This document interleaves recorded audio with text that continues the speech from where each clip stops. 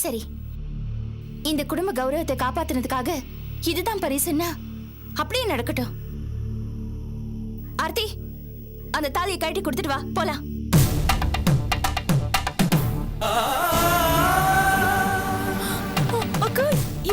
முன்னாடி நீ போலீஸ் ஸ்டேஷன்ல தாலியை கழட்டும் போது நான் தான் உன்னை வேண்டான்னு சொல்லி தடுத்து நிறுத்தினேன். ஆனா இப்ப நானே சொல்றேன், அதை கழட்டி கொடுத்துட்டு வா, போலாம். அக்கா வேண்டாம்க்கா. ஆர்த்தி, தாலியெல்லாம் கழட்டாதீங்க. என் கழுத்துல தாலி ஏறினதே உங்களால தான். உங்க தாலியை இறக்கிட்டு எனக்கு ஒரு வாழ்க்கை வேண்டாம். ஆர்த்தி இந்த வீட்டில தான் இருக்கணும். அப்பதான் நானும் இந்த வீட்டில இருப்பேன். ஏய், என்னடி உளர்ற? உளரல, சத்தியமா சொல்றேன். என்னை காப்பாத்தி எனக்கு வாழ்க்கை கொடுத்தது ஆர்த்தி தான். அவங்க இங்கதான் இருக்கணும். அவங்க இந்த வீட்டை விட்டு போயிட்டா நான் உயிரோட இருக்க மாட்டேன்.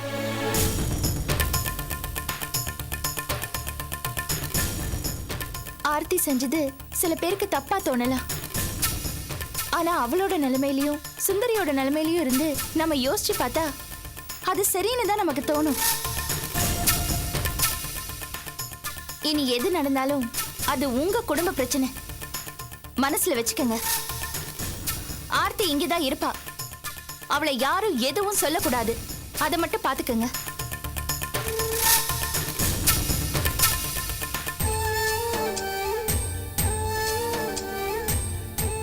ஆர்த்தி, நீ தைரியமா இரு, அழாத. இனிமே ஒண்ணு யாரும் எதுவும் சொல்ல மாட்டாங்க. நான் பாத்துக்கிறேன். நான் வரேன்.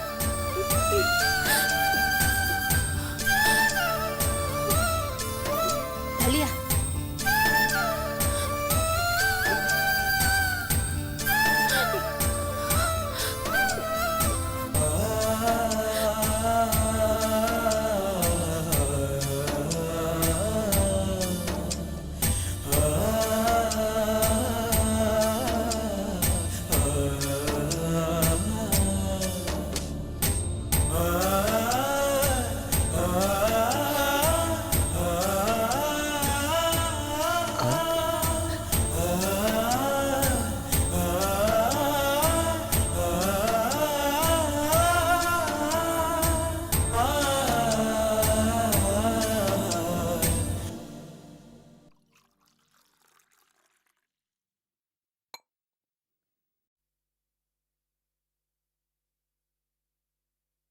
ஏக்கா, இந்த காபி குடி.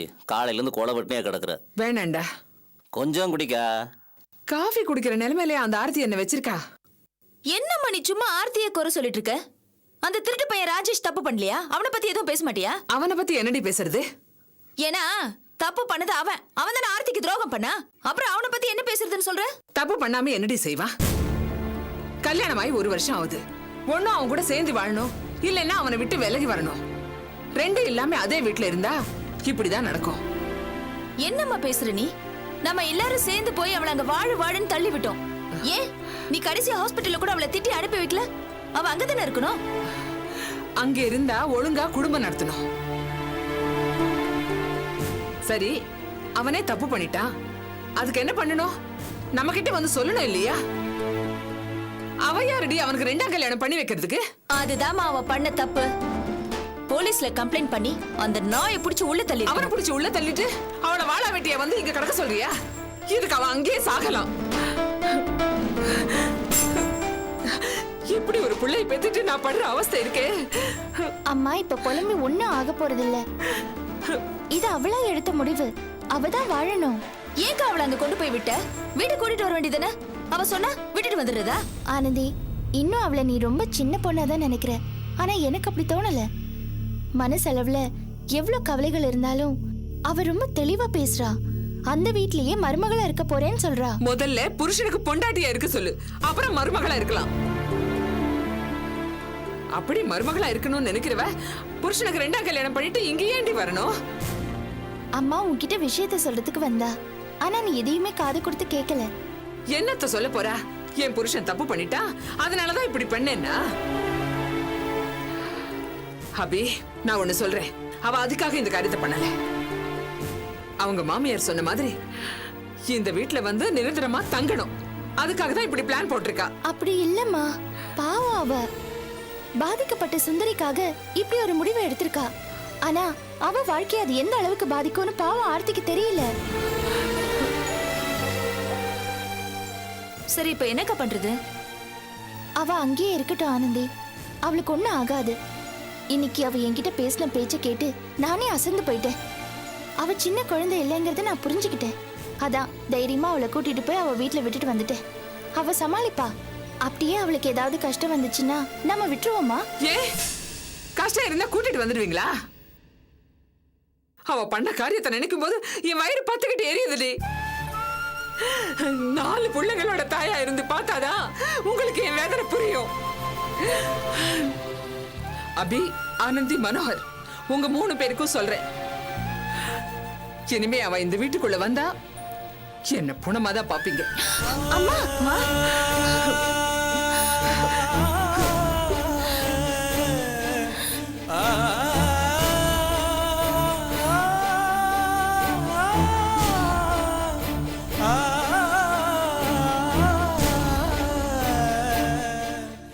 அக்கா, மாமா தான் நைட் சவாரி போயிட்டார்ல, நீங்க தனியா தானே படுத்திருக்க, நானும் இங்கேயே படுத்துக்கிறேன். அடே, நீ ஏன் இங்க படுக்கணும்? உனக்கு கல்யாணம் ஆயிடுச்சுல, உனக்கு புருஷன் மொத்தம் வந்துட்டான்ல, குடும்பம் ஆயிடுச்சுல, போ போய் அந்த ரூம்ல உன் புருஷன் கூட படு. போ அக்கா, நான் இங்க போடி. அக்கா ப்ளீஸ், நான் இங்கே போங்கறல்ல, போ. சரி விடு, நான் இங்க படுக்கல, நான் ஹால்லே போய் படுத்துக்கிறேன். ஏய் ஏய், நில்லுடி. எதுக்கு ஹால்ல படுக்கணுங்கற? வா வாடி.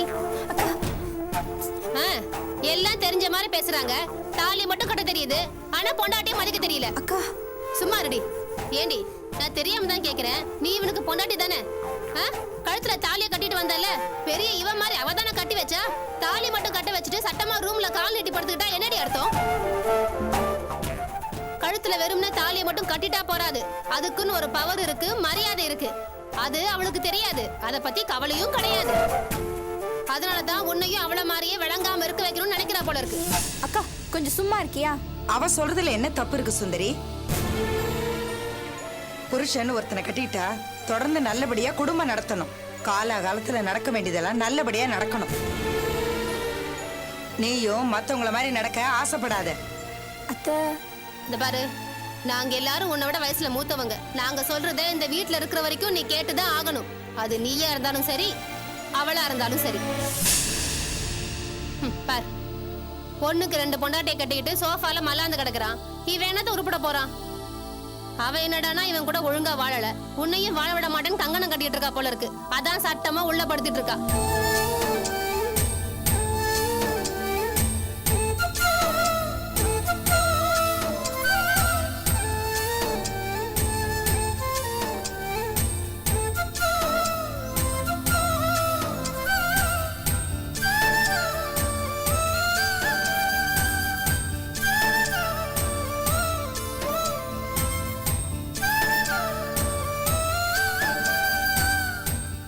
ஆர்த்தி, கலா கோவப்படுறதுல அர்த்தம் இருக்குமா?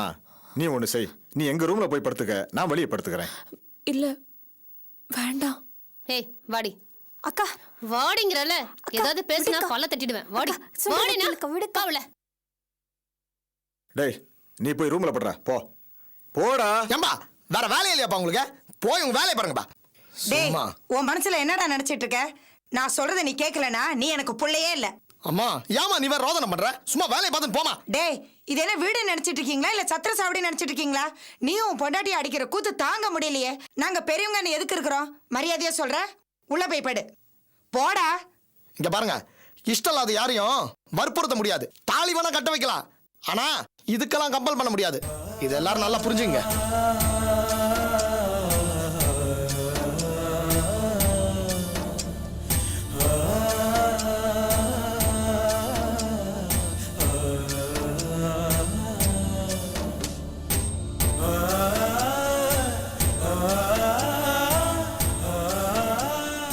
ஏய், என்னடி பாக்குற? இன்னொரு வாட்டி நம்ம சேருவோன்னு கனவு கூட காணாத. தபார், காலைல நான் ஏஞ்சிக்கிறதுக்குள்ள மரியாதையா ஓடி போயிடு, இல்லைன்னா நடக்கிறதே வேற.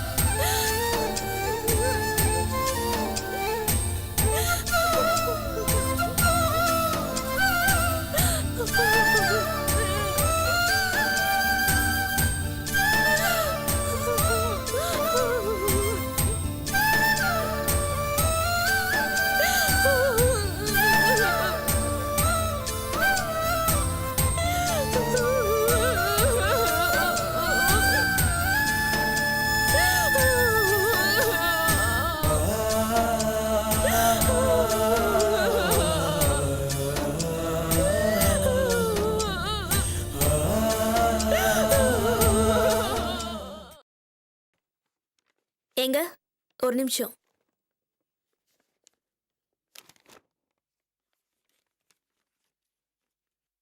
என்ன சாந்தி? எங்க கிளம்பிட்டீங்க? ஆஃபீஸுக்கு தான். எந்த ஆஃபீஸ்க்கு? நம்ம ஆஃபீஸுக்கு தான். அபி கன்ஸ்ட்ரக்ஷன்ஸ் அங்க தானே? ஆமா. உங்களுக்கு வெக்கமா இல்ல?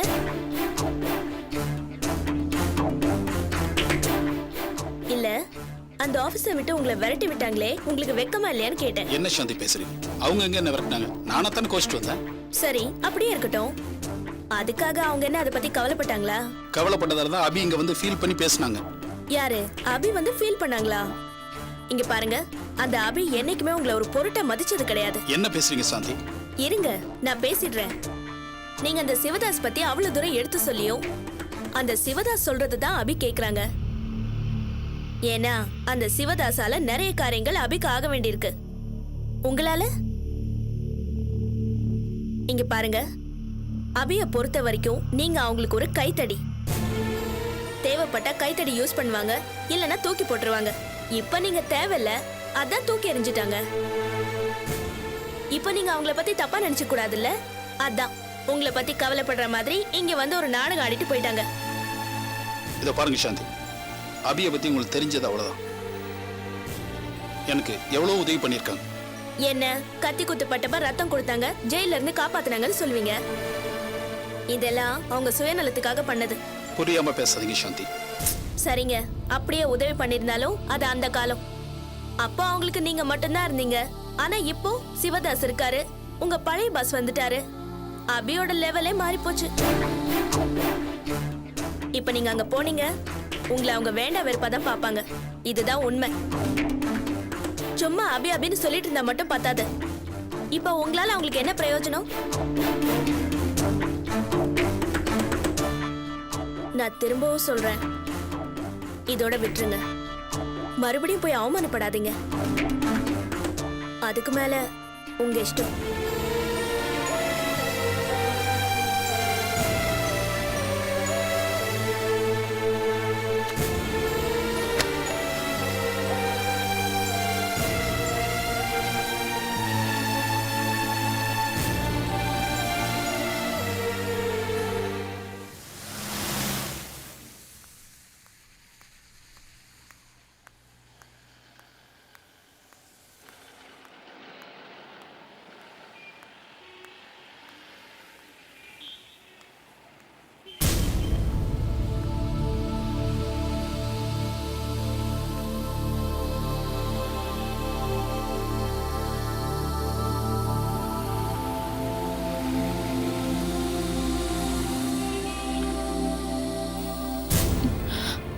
அக்கா, ஏன் அங்கேயே வெறிச்சு பார்த்து நின்னுட்டு இருக்க? ஒன்றும் இல்லை. ஒன்னும் இல்லை, நீ என்கிட்டயே போய் சொல்றியா? உன் மனசு எப்படி கொந்தளிச்சிட்டு இருக்குன்னு எனக்கு நல்லா புரியுது. அக்கா, சி, எதுக்கு இப்ப கண்ணீர் விடுற ஆர்த்தி? உனக்கே அசிங்கமா இல்ல? படிச்சவ தானே நீ? அதிகம் படிச்சவ, புத்திசாலின்னு உன்னை பெருமையா நினைச்சிட்டு இருக்கோம். எல்லாத்தையும் இப்படி கெடுத்துட்டியடி. ஒரு படிக்காத பொண்ணு கூட உன்னை விட சரியா நடந்திருப்பாடி. உன் இடத்துல இருந்திருந்தா புருஷனை கன்னத்துல அரைஞ்சு நீயாச்சு உன் தாலியாச்சுன்னு கழட்டி போட்டுட்டு துரத்தி இருப்பா. ஆனா நீ அடி முட்டாள் மாதிரி நடந்திருக்க. அக்கா நீ இப்ப கோவப்படாத. கோவப்படாம என்ன பண்ண சொல்ற? உனக்கு கொஞ்சம் சொல்றியா? எப்போ உன் புருஷன் இன்னொருத்திய தொட்டானோ அப்பவே நீ அவன் முகத்துல காரி துப்பிட்டு வெளியில வந்திருக்கணும். அதை விட்டுட்டு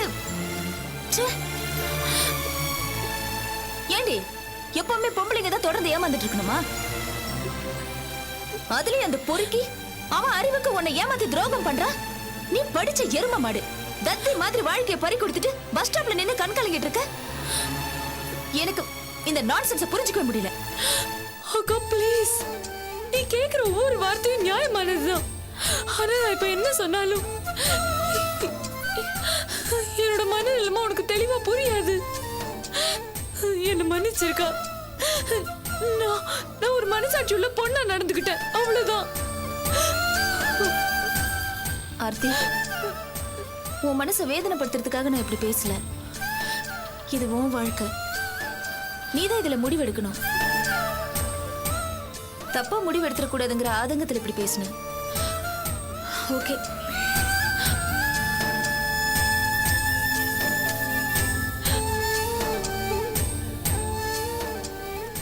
ஆர்த்தி, சும்மா மனசை போட்டு குழப்பிக்காத. எதுவா இருந்தாலும் என்கிட்ட சொல்லு. சரிக்கா, நான் கிளம்புறேன். சரி, பார்த்து எல்லாரும் கேட்டதை சொல்லு.